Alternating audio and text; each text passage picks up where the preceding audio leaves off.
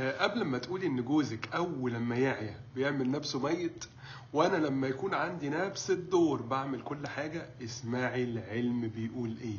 مجلة ذا بي ام جي، ذا بريتش ميديكال جورنال، واحدة من اقدم المجلات الطبية واكثرها انتشار في بريطانيا والعالم، نشرت ابحاث، واللي اشترك في الابحاث دي دكتور لورين اشلي. واخده بالك؟ دكتورة يعني.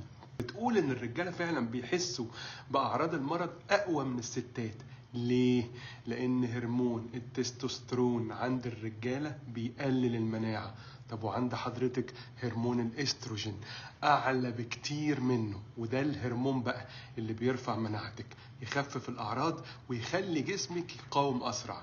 يعني هو جسمه بيستسلم وانت جسمك بيحارب، فهو مش بيتمارض ومش بيبالغ، هو فعلا تعبان، وحضرتك يعني مش سوبر هيرو، انت بس مناعتك اقوى.